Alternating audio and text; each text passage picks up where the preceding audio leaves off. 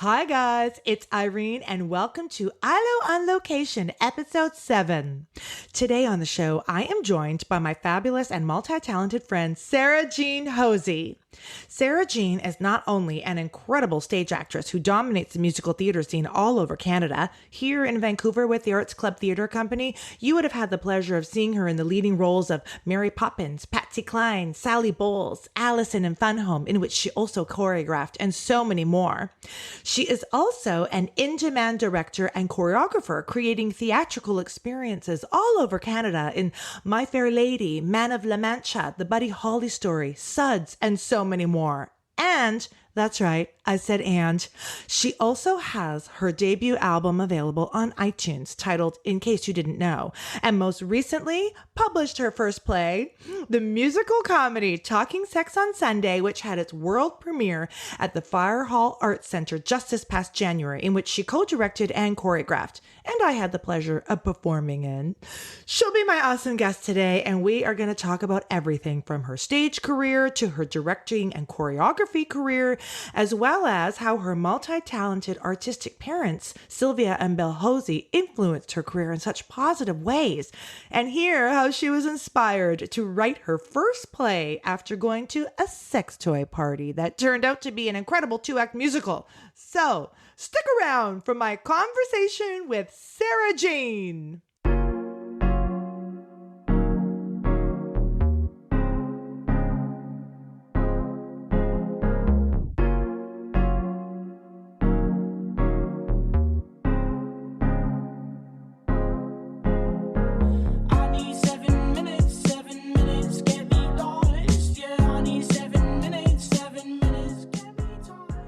Welcome to the ILO on Location podcast. I'm your host, Irene Loper.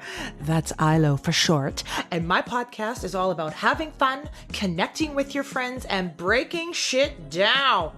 Guys, I'm practically halfway to 100, and when I look around at my circle of friends, I see the most incredible women. They make me laugh out loud, they support me through everything, and they inspire me with their amazingness. So, join me on my couch, grab a bottle of rosé, and let me bring you the gift of the gab to brighten your day.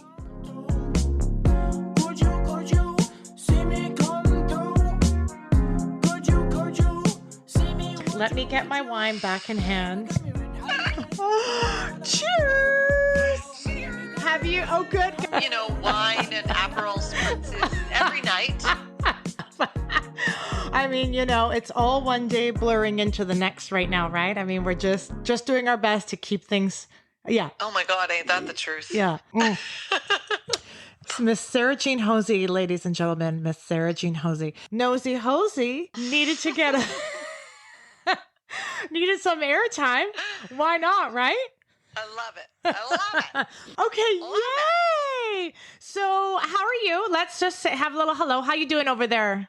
I'm good. I'm really good. Yeah, I'm trying to enjoy the time at home. I don't get a lot of time at home. Yeah, so right. Because you're usually on the road, nice. Right? Yeah, I'm usually away. So this is like, I've been saying for the last few years, I really need to make sure I spend some more time at home. And now I don't have a choice. Yeah. Okay, so here's my question. I'm chatting with the amazing Sara-Jeanne Hosie, and I'm going to say most of you will know who she is because people who are listening are still probably my friends and not strangers. But Sara-Jeanne and we actually have the most amazing mothers on the planet.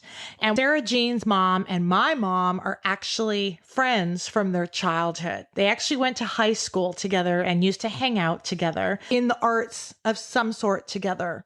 So while I grew up with my mother, Andre Karras, who is the artistic director of United Players Theatre Company here in Vancouver, running a community theater, Sara-Jeanne grew up in her home with her mom and dad, and her mom was also running a theater, and her dad is a performer and her mom is a performer and a director. So her and I had similar upbringings in that we were both really lucky to have instant support and encouragement from our parents. Kind of give us a little start on what your little first step was to actually performing and taking it into a more of a serious nature? Well, I agree with you, Irene. Like growing up with a parent or parents that were in the industry made the transition, to wanting to do it much easier because I had two people I could talk to that really understood why I had this passion for it. It's funny, I grew up, I can't remember a time that I wasn't doing this, which is why it's hard to come up with the moment. I mean, I used to do a lot of Four Seasons musical theater, like children's theater. And my mom sometimes would direct those, or other directors in Victoria.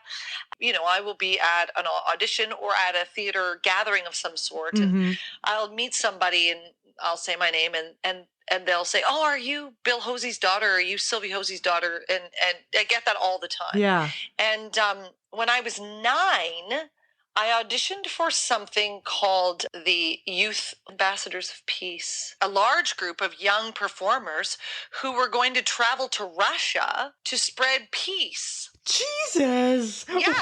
What? Yeah, and there was some of you may know who Anne Mortifee is, but yes, Anne Mortifee is kind of a West Coast musical legend. Mm-hmm. And she was starring, which makes perfect sense because Anne, her whole message is, peace and love and togetherness and union and all of that. So she was starring in this journey to Russia, and they were auditioning young people for this role of the Bluebird of Happiness. Oh my God. One of the stars of the show with Anne. And I went in and auditioned for it, and I sang the Rainbow Connection. Oh my God, I love that song. Yeah, and they asked me if I wanted to do it, and I was super excited. And as I was in the room, I overheard the table talking about losing a choreographer or needing a choreographer or something. Like I was 9. Oh and my God. I heard them, and I walked up to the table and I said, my mother is a choreographer, a professional choreographer. So if you need somebody, you should talk to her.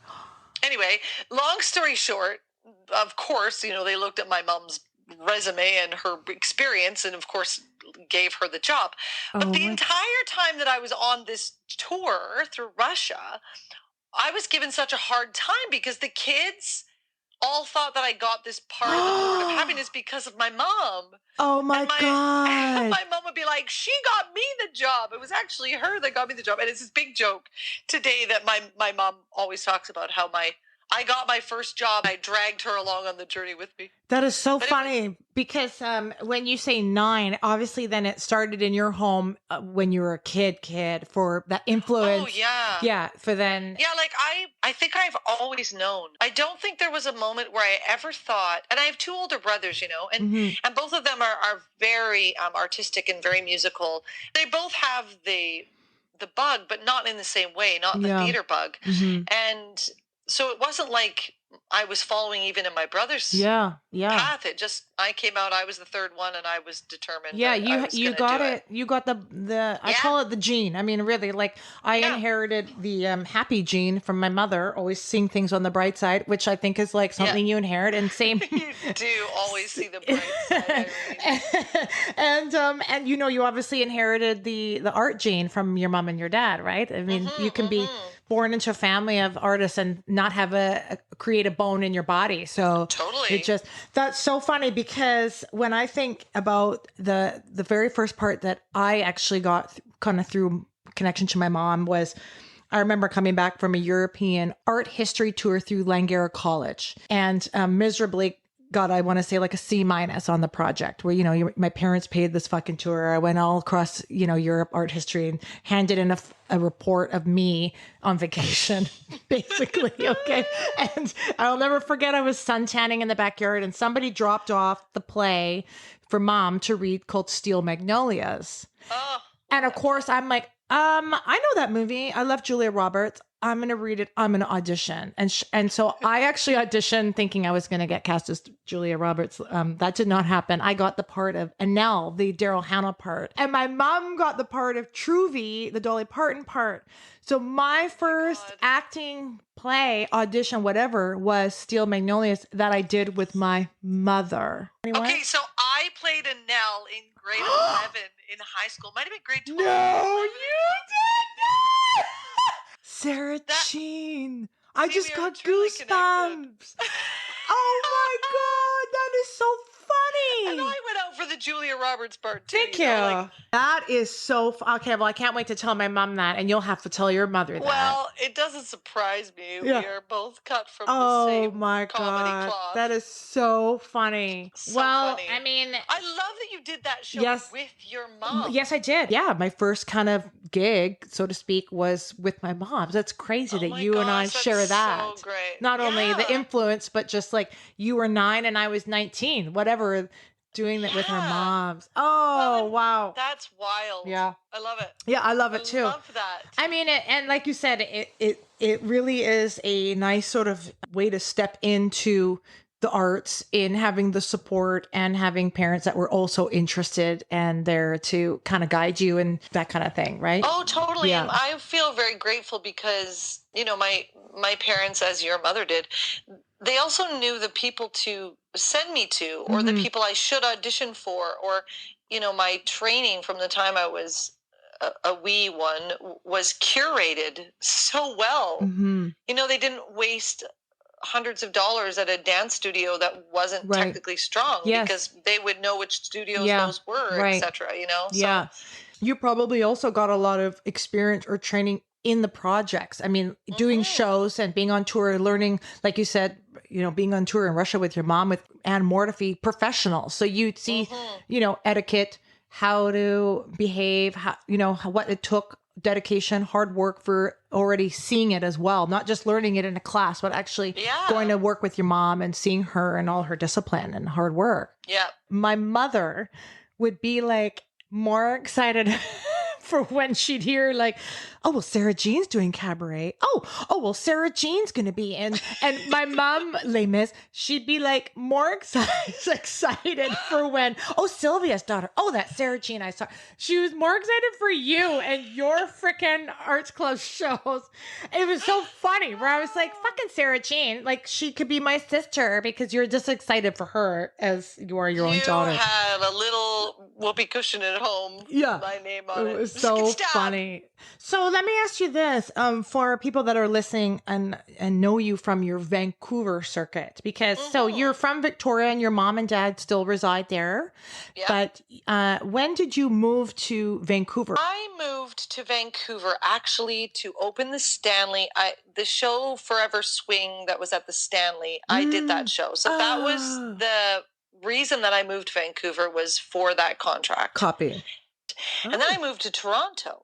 And I lived in Toronto for almost 5 years. And then I moved back to Vancouver after, about 4 years in Toronto. And then I never left till after I got married. Oh my God. Okay. So you came to Vancouver for that show, which opened the Stanley Theatre. And for anybody that's from Vancouver, I'd like to call the Stanley Theatre our Broadway. It is one of the most beautiful spaces. And having grown up here, I used to go to the movies at the Stanley Theatre. It was a movie theater, and I actually have childhood memories of seeing Top Gun there at least 10 times in a row with Nicola and Shannon and all my friends. It was a movie theater, and then they transferred it into a theater. And for our theater scene here in Vancouver, it is the theater. Like if you're going to, because of course we just have Gateway now and the Playhouse isn't here anymore. And of course Fire Hall and some of these other stages. But I would say that's one of the largest stages in our city. So as a performer, for you to have opened that stage with their first show.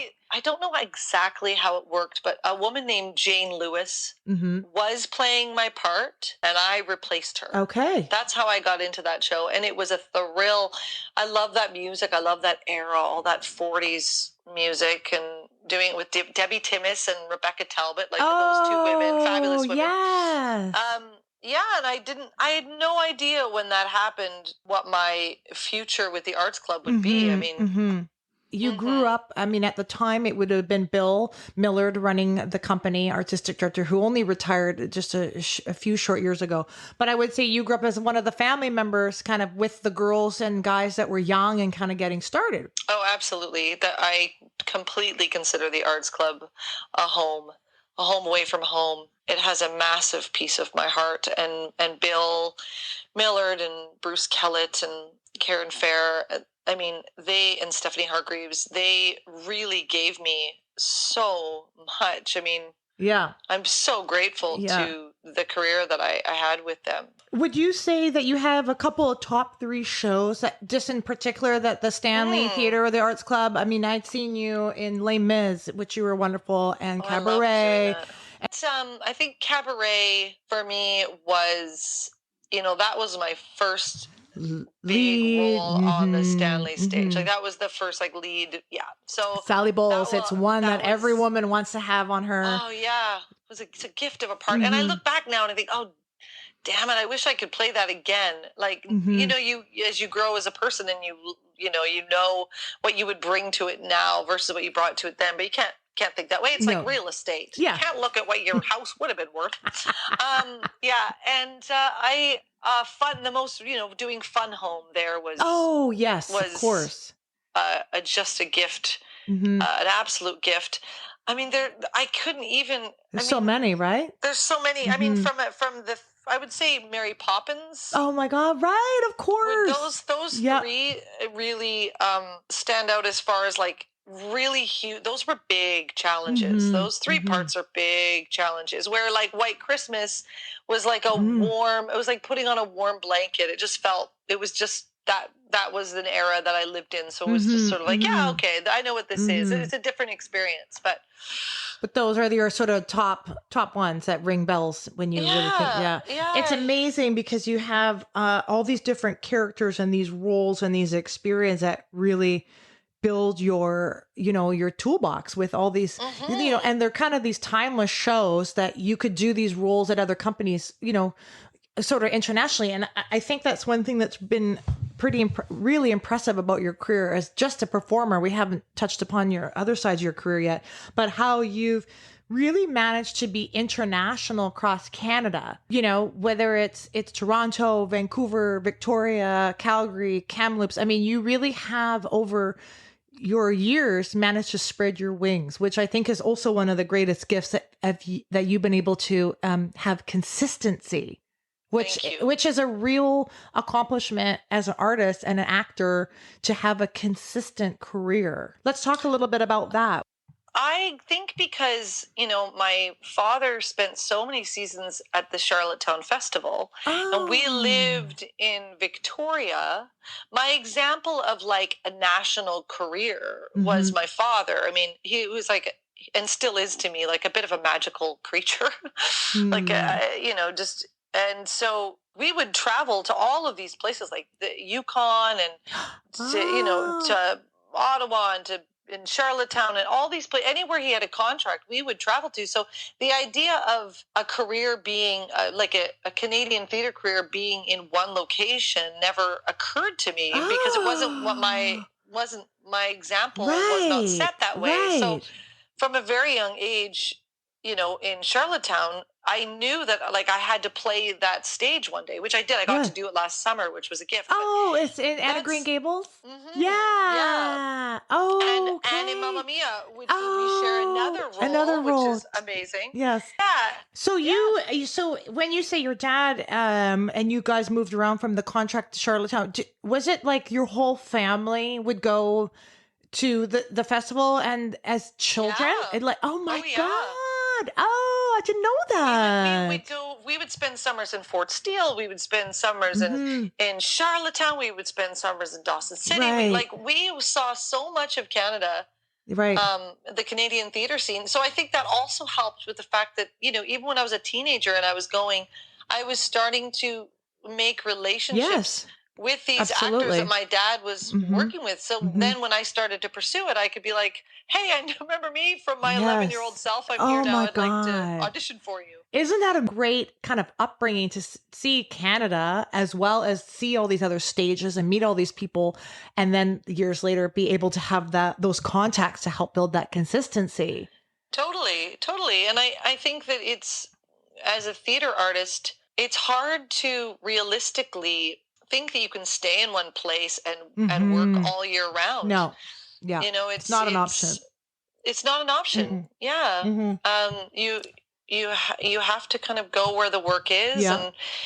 And that can be tiring sometimes, It can be tiring. And, but one thing I can see and I have an admiration for are actors like yourself and our mutual girlfriends, Tara McLeod, Lauren Bowler, and others. I see over the years that you manage, and Janet as well, to maintain friendships that are long-term female friendships that I feel are your closer friends, as well as amazing other friends through, shows and stuff. But to be able to maintain healthy female supportive friendships among other actresses, just let's talk a little bit about that. Well, I will say that one of the things in my life that I am truly the most grateful for are my friends. I mean, I have really fucking awesome friends. I really do. I don't know how I lucked out. And friendships, they can be hard to maintain because we're all over the place all the time. But I have not always been the best at. I'm very much like very much in the moment kind of person. Like I exist in the time that I'm in, and that can be challenging even for my husband. Like if I'm somewhere doing something, I'm there doing it, and I'm giving my full focus to whoever is in front of me, whether it be artist or friend. And I think that I'm making this assumption, but I think I'm right. As some of my friends who are listening, I think I have dropped the ball sometimes in the regular connection in the past. Okay. I feel I've gotten much better at that, and because I've created a circle that.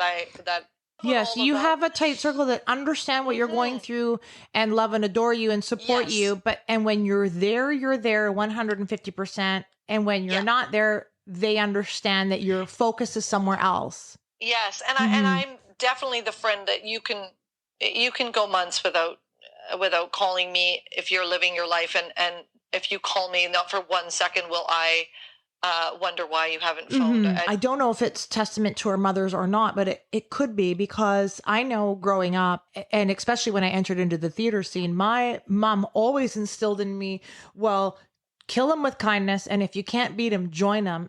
So don't even bother not being supportive or happy for your friends, because you have absolutely no control over that anyway. Maybe that was something we both also inherited from them, a sense of community and a sense of support. I love my women friends. I feel I wouldn't trade that for any. You couldn't give me anything to trade up the women that I have in my life. I think if you have a circle, small, large, either way, of just women that support you and are happy for you and excited for you in whatever work, personal life. I mean, that's just a nice way to kind of go through the day to day, is knowing that your friends adore you for you and everything you have to offer. Yeah, and that that they've got your back. And we, for some of our listeners, some of our friends listening, we're so lucky because not only are they great women and great friends, but they're also so talented. So when you do go to see a show, whether or not you're in it or you're not in it, it's always so fun because chances are one of your friends is in it, which just makes going to the theater so much more fun. Oh yeah. Yeah. It's and you feel so full of pride, like you go and you're like, I know Lauren Bowler, she's so funny, and I'm so full of pride when I watch her. And you know, the list goes on. There's just there's a lot of talented women in this country. There really is. There really is. Guys, since I don't have any sponsors, I thought I would use this opportunity to bring awareness to a cause that's close to my heart: mental health. Do you battle depression or suffer from mental health? Are you looking for help or to help? Then let me share with you 2 great websites full of resources and information for whatever your needs are, for yourself or for someone you care about. CallTimeMentalHealth.com is created by BC's motion picture industry unions, and healthlinkbc.ca/mental health, part of our BC medical system. No matter who you are or how you're feeling, you're not alone, and there is help out there. CallTimeMentalHealth.com and healthlinkbc.ca/mental health.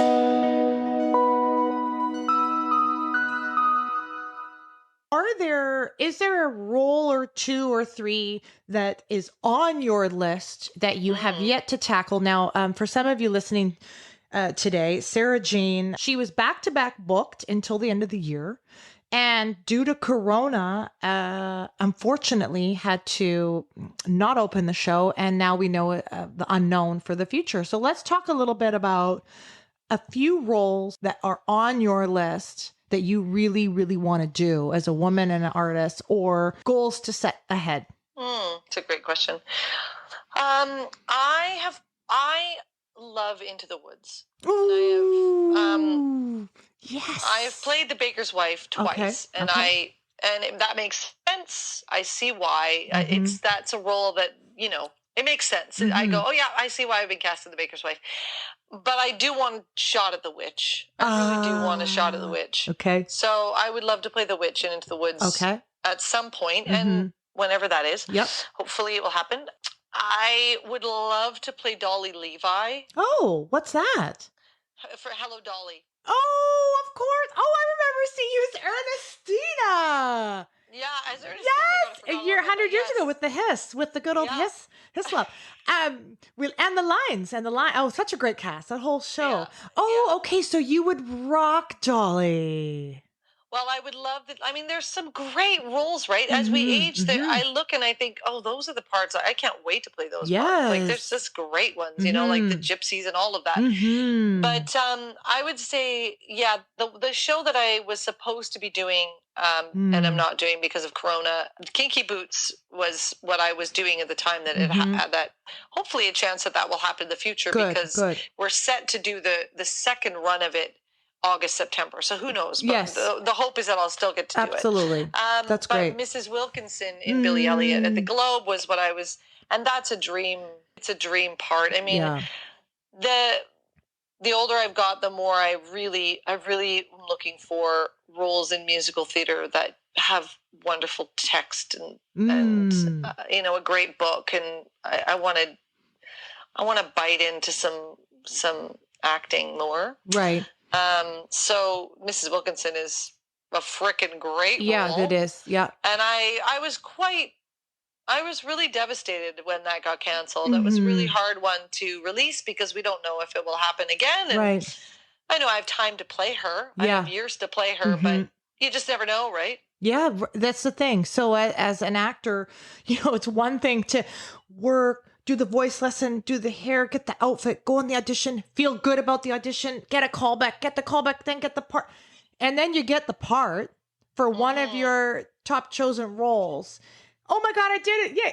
And then something like this circumstance, you can't even do it. It's just like, this is where this whole life is short, and you never know what's going to happen tomorrow. You never know. And just to enjoy the moments that you can, the day-to-day of getting the job. And then, of course, hoping that you will have that opportunity, as I'm sure you will. But you're right. You're so excited. And then something like a freaking pandemic just changes shit out, right? Yeah. And the only comfort in all of this is that, all of many people are in the same boat, but I mean, just as far as like we can relate as theater artists. Every friend I talk to in the theater is in exactly the same position. Yeah, it's true. We're on like live standby. Not quite sure, on what's coming next, but knowing that things will be back. Into what degree and when, we're not sure. But in the meantime, c'est la vie. Let me ask you this. So one thing I think is really exciting about how you've also lived your life as an actor is also as a producer in content, whether it's you've put on a show called Suds, a chorus line, being available for opportunities that others provided for you, but also providing opportunities for yourself. Okay, that's interesting. My mom is a director choreographer, so that's where it comes from. I think that's where I get that eye, and I truly believe that is what I'm supposed to be doing more than performing now. I feel like directing, choreographing is the side of the table that I should spend the majority of my time, where I really enjoy being there. So with Suds, for instance, what's interesting about that is that Suds was actually first for Ophidian Entertainment. Do you remember Ophidian? Yes, I do. They asked me to direct and choreograph it, and it was going to be at the Waterfront Theater. And and Lloyd Nicholson, oh my gosh, I tell the story. I'm like, these artists I'm going to talk about. So Lloyd Nicholson was a musical director. And at that point, I was directing, choreographing. He was musical directing, and we cast it. And it was Amy Wallace in the lead, Alison McDonald, Shauna Lee Wood, and Matt Palmer. I mean, it was a phenomenal cast. So good. Yeah. And then the Arts Club picked it up. Ah, okay. So I didn't actually have the balls to put myself in it at that point. Okay. And I've never directed and choreographed a show and put myself in it, except for the remount of Suds. So we did Suds at the Arts Club with Amy, and then we remounted Suds at the Arts Club, and Amy was unavailable. And I went to Bill Millard, and I said, I got to replace Amy. Right. And he said, well, why don't you do it? Right. Okay. So you would go about these other projects as a director, choreographer, producer, but not as the actor in it at the time. No, I always thought that was like a terrifying idea. And it was really hard. To be honest, I don't know that I would do it again, because even though the show was set and it was all the same people other than me stepping in, I feel like I don't think I robbed the show. I think I did a fine job of the course, part. You're fabulous. What I feel is that I robbed myself because I didn't have an outside eye. Right.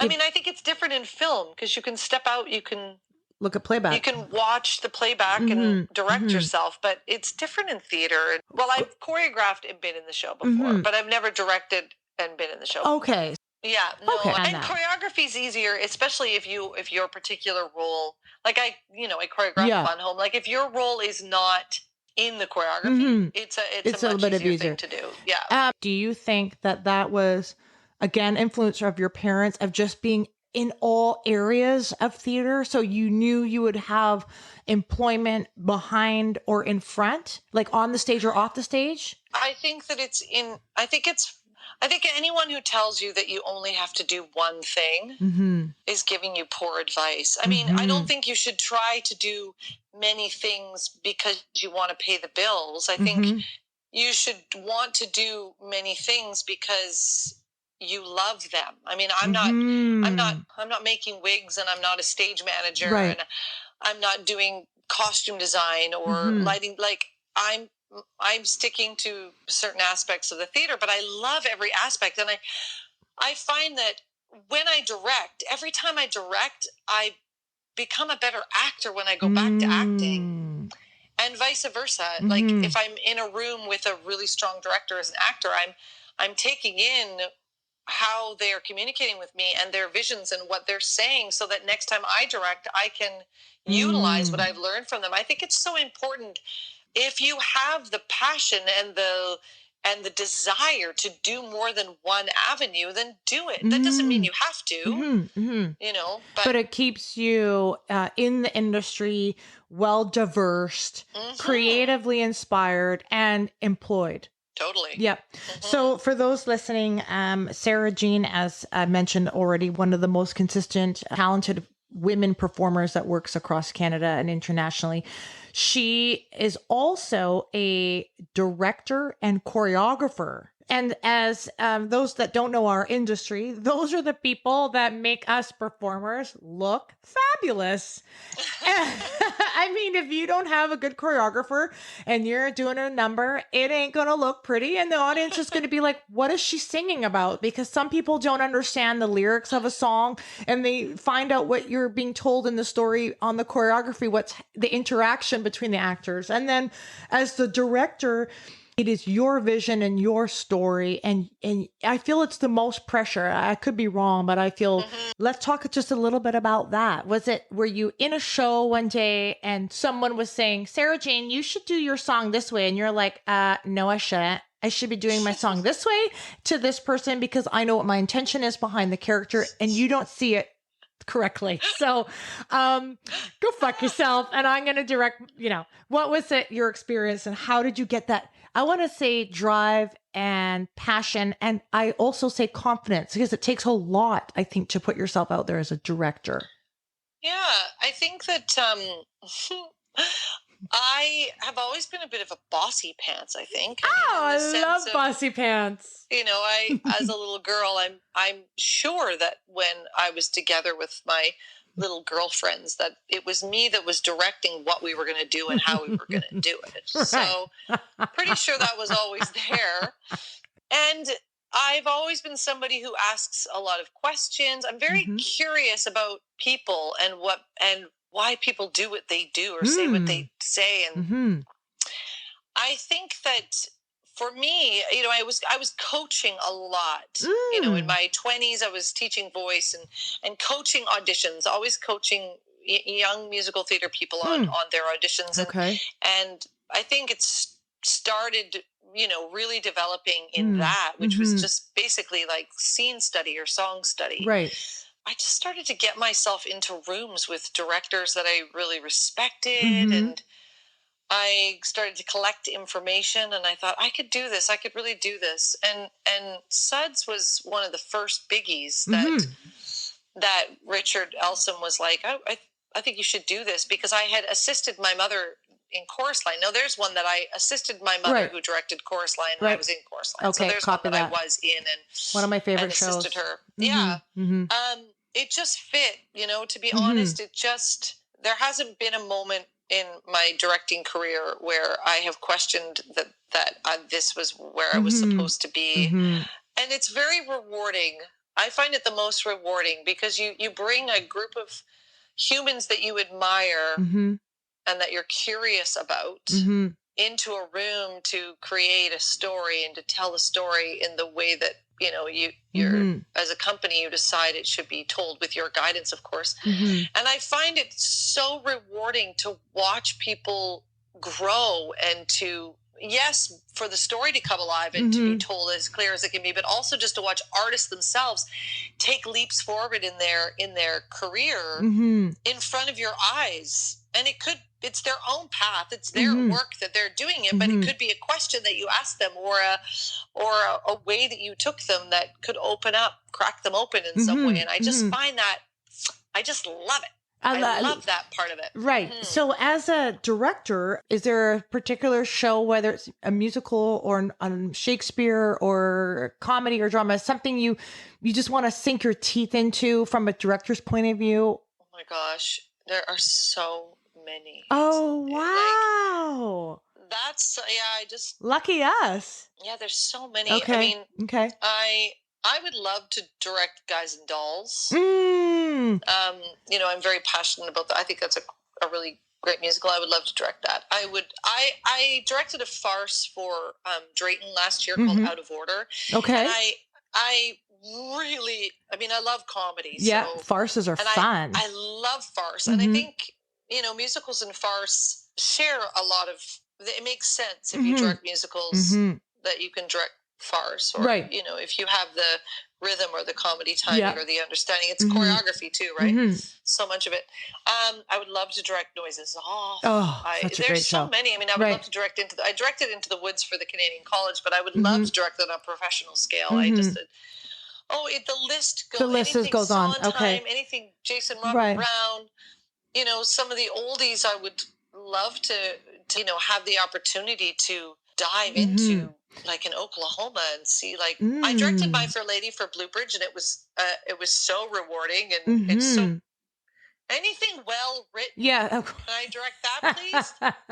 So as a woman director in Canada, like, what is that like? Do you have to reach out to companies and say, hey, or how do you pursue that? It is a very different. And when I first started, I remember saying that to my mom, like, how do I get the job? I can't walk in the room and show them I can direct. Like, how do I do it? And it's, and I will say I'm not very good at this, and I need to get better at basically picking up the phone and calling people and saying, I can do this job. I want to do this job. Okay.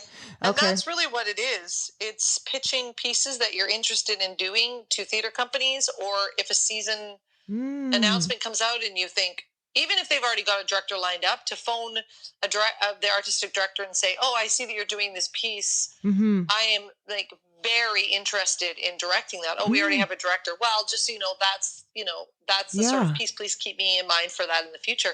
It's all about communication and having the guts to stand up and say, I can do it, and inviting them to pieces that you've done. Yeah. Well, I mean, that's the best way. I mean, I think that's the best way. It's always a bit of a hustle, you know, until you really are that person, like our mothers, like say running their own community theaters or companies or whatever. It's still a hustle in the directing world and the performing world. It is. And that's a real art. That's self-proclamation. That's the ability to speak highly of oneself, even if you know that you have it, even if you're like, I do know. I find it challenging. Yeah, well, you know, as actors, 90% of us have agents that do a lot of our business for us. So as a director, it's not like there's a director's agent not that at least I'm aware of. I mean, I know you're with one of the top agents in Canada, but it's not always like they're pushing for you as a director versus as an actor. So yeah, it's just an interesting workflow, you know, to still be pursuing and, you know, working around that. But at the same time, at least you're doing it, which is amazing, and that you're good at it, and that you're still challenged by that, because that is a different workflow and a beast that you're still exploring and building. Yeah. Wouldn't you say? So, I just want to take a quick shout back real quick to a chorus line. I just want to tell you one of my favorite fucking stories. Here we go. Irene Sloper will submit herself for everything and anything. I don't care if the role is Asian, African American, male, or female. If I like it and if I'm interested, I'll still write a cover letter. But a chorus line, one of my favorite shows, a chorus line, one of my favorite characters, which obviously, Sara-Jeanne, you need to add to your list, is Sheila. Yeah, Sheila's a great role. And Sheila's a great role. I told our fabulous friend, Tara C. McLeod, you know, I don't even remember who was doing it at the time. Oh, they're doing chorus line. I have to submit for Sheila. And she's like, you're not a dancer, Irene. You're not a fucking dancer. You cannot disrespect me. You cannot disrespect the arts. You are not allowed to audition, even submit for Sheila. God, she's like, amazing. You cannot kick past your shin. Like, Sheila has been, and killing it with a martini, but bitch can still kick her fucking leg. I just want to say, I would like it if Sara-Jeanne and Tara, but if Sara-Jeanne, you could direct that show and just cast me in it, even though I can't dance, number one, or B, add that to your repertoire, because I know for a fact you would be a fabulous Sheila. One of my best. I love that. One of my best. Can't dance. Yeah, she's like, literally, Irene, I can't be friends with you if you even think you could do that role. I'm like, I love you, Tara. That's why we're such good friends. God bless.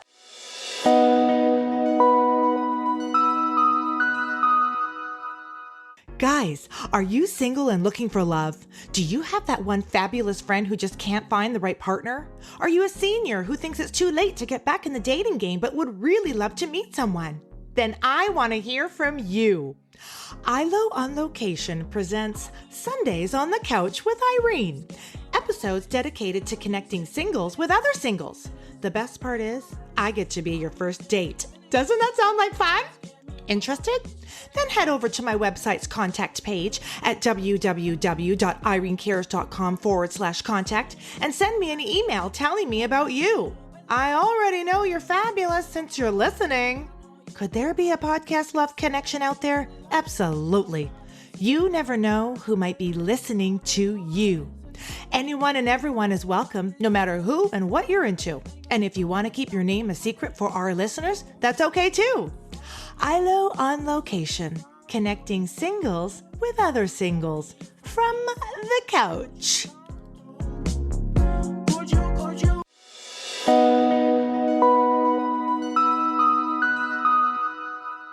Go back to before we move on to another avenue of your career. Is you mentioned a show called Guys and dolls. Yes. And sidebar for our fabulous listeners, Sara-Jeanne was cast as in Adelaide, a fabulous role directed by the amazing Sarah Rogers, another fucking A-list queen who will hopefully join us one day on the podcast.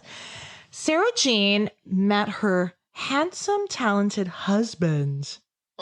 In that show. They were playing leading co-stars, love interest, and they fell in love. Is it safe to say that you and your fabulous husband had some chemistry in the callback? Oh, yeah, absolutely. I mean, this sort of handsome yet angry looking fellow came into the room in this like pork pie hat. And I thought, who is this? Like, this doesn't make sense. I know everybody in this town. Who is this dude? And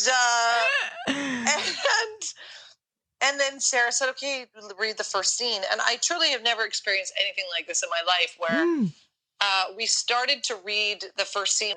And it was like meeting my comedy long lost soulmate or something. Oh. We did the dance like you wouldn't believe. Like it was just, I thought, I don't know who you are, but this is meant to be. Yeah.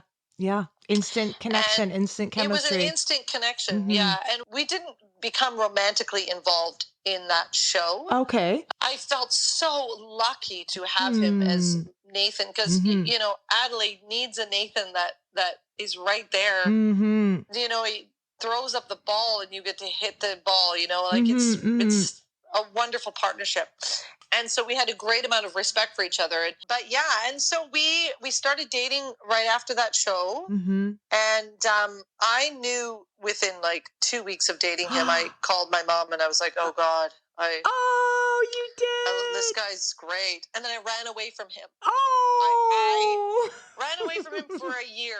You're kidding. Oh, I didn't know that. I did. Oh. I was like, I gotta go. You're kidding. Yeah. Because I had been in a very long-term relationship. I needed time. Yeah. But when I came back and said, will you take me back and can we make this work? We were, you know, engaged very soon after that. Oh, that's so romantic. It was romantic. So yeah, I just thought that was Sara-Jeanne. I had known that story that they had met in the show, and I just wanted to circle back to that because I think it's I always great. thank Sarah Rogers. Said thanks, man. You introduced me. She saw the fireworks. She did. Yeah. Okay, so I just want to touch base on another avenue of your career, one that I've most recently had the privilege of sharing in. So Sara-Jeanne, as I've mentioned, is not only a fabulous actress, director, choreographer, she is also a writer. Like, this is what's fucking crazy sometimes is why I got inspired to do my podcast in general. It's just all these amazing women I know and all this amazingness about them. And, you know, so Sara-Jeanne has also written theater and song, and in this case, a beautiful musical that was produced and performed here in Vancouver, BC at the Fire Hall Arts Centre just this year, 2020, called Talking Sex on Sunday. Yeah. And Sara-Jeanne also co-directed it with the fabulous Donna Spencer and choreographed it and really brought together this beautiful piece with her friend and partner in crime, Nico Rhodes, who wrote the music, and the two of them together came up with this fabulous show. And all of my listeners would have seen it. Thank you for coming. And let's talk a little bit about your writing and how you got inspired and sat down and wrote yourself a show, a great show. I've always liked to write. Like I loved writing in high school, and I would write little scripts in my drama class. And I've always written scenes. I've always jotted down scenes, or like I had a tape recorder when I was young, and I would sing melodies into it. And I've always written lyrics. Like that's something that's always been there. I was at a hanky panky party, which was, you know, it was a sex toy party. And I guess I just had numerous friends who were getting engaged or something. I just kept getting invited to these parties, and I was realizing how many archetypes there were at these parties. Like it was so wild to me that at every party there were these same archetypes of women. And it just dawned on me in one of them, like, this is a play. Everybody is in this room talking about their sex life and their sexuality and what it is to be a woman and exploration, and we're sharing it so openly in this living room. Some people were strangers in some of those parties, but there still was a safety around it to talk about. So I just sat down and started to write. Sean McDonald, amazing man and dramaturg, read it and said, "This is a musical." And I was like, "Oh, God." Oh, so you wrote it as a play first? Yeah. Oh, okay. I wrote it as a 1-act play, and Sean said, "This is a 2-act musical." Right. Oh, wow. And I was like, no, it's a 1-act play. It's a 1-act play. And he was like, "Nope, it's a 2-act musical." And I took the challenge, and then it took years to, with Nico and myself, to get it to where it is now. And I'm so proud of it. I'm so proud of it. And I'm so proud of the company. I mean, what a group of women we had to do the first production. Yes, we really did. We had this show is called Talking Sex on Sunday, and it was a show about a girls' night, like a Tupperware party, but it's actually a sex toy party, and it's all women and music. And then you learn stories about the characters and how their friendships were. And then, of course, there's a big reveal between a relationship between two sisters. And so there's drama in the piece, there's comedy in the piece, there's musical, beautiful pieces, chorus work, single solos, really the full gamut. It's like the full meal deal.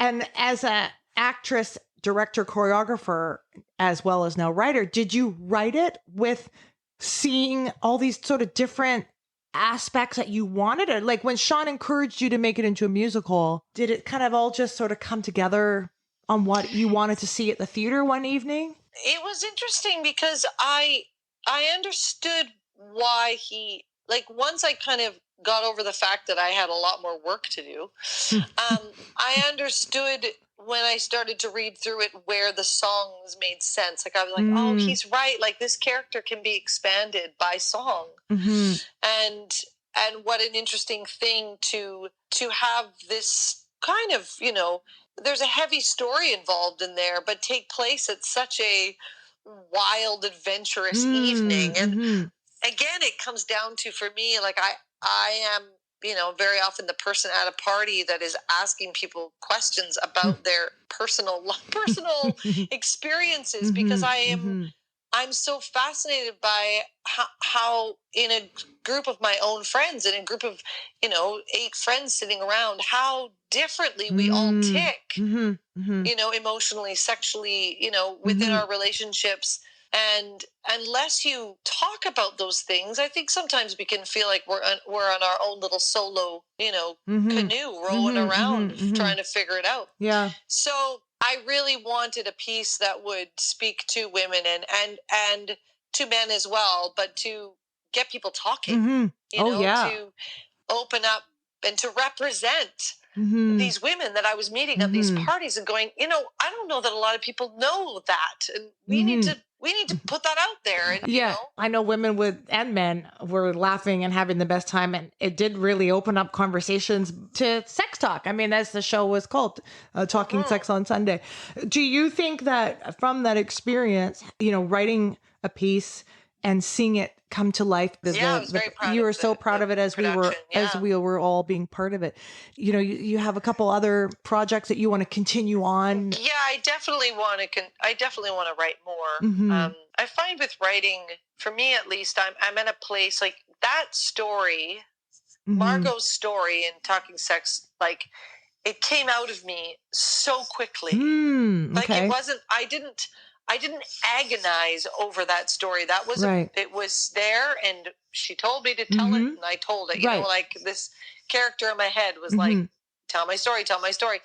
And I have a few characters who are, poking at me, but I'm waiting for that moment where it just pours out again. Yeah.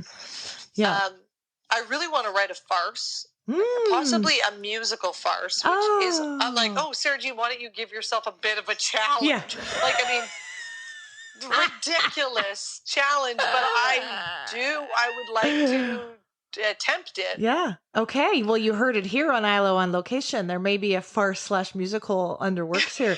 I just think it's really inspiring, but at the same time, exciting, because as a woman and a Canadian, you've left your print in so many areas already, but that you're leaving new prints, so to speak, in this avenue as being a writer, because this would be your first published, piece in the city that was so well received. And that's your first sort of step to that genre of writing, and that there's more to come and more, and I think we need that. We need people to be inspired. And like you said, that character rolled out of your brain onto the page. It's like, we need more of that to keep the content coming, especially strong content, women-based. Women-based. So it was a real pleasure to, and I love the, kind of journey that piece went on with the male aspect of it, and how it used to be one man playing all the roles, and then I was like, it's just still too much man, and how it ended up being just a light and a musical instrument. It just ended where it was supposed to end. That was some of your magic, because you have that eye. I'm excited to see what more pours out of your brain. Thank you. I would just like to say that Irene is one of the most fabulous human beings, not just women, but human beings I've ever met in my life. She's so unbelievably positive and supportive of everyone. Everyone that she meets, she is truly somebody who builds a community around her and supports the people. And she is freaking hilarious. Her comedy is so. If you're looking for a comedic Sheila, she's your girl. Oh my God, that's so sweet of you. Thank you. It's true, though. Thank you are one of a kind. I think that I've never really met anyone like you before. You're a very, very unique, exquisite human being. Well, thank you for that. That's a lovely thing to hear from a woman and a friend, and I appreciate that. Thank you. You're welcome. What a lovely way for me to end out on this episode. Is a kind compliment from someone I love, admire, and respect very much. And our mothers, I know they're going to love this episode. They're going to love it. They're going to love it.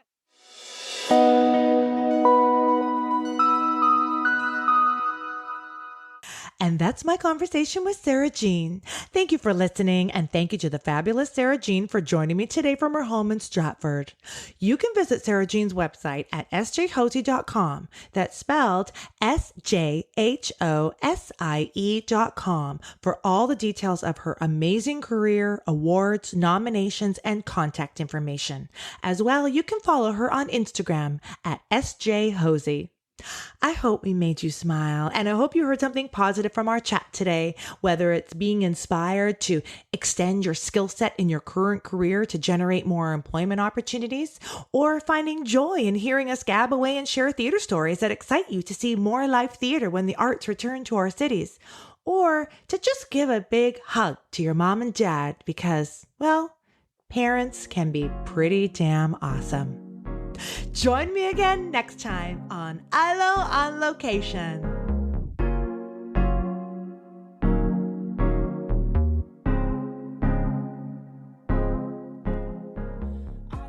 Yay! That's a wrap, guys. Thank you so much for listening. I hope you had as much fun as I did.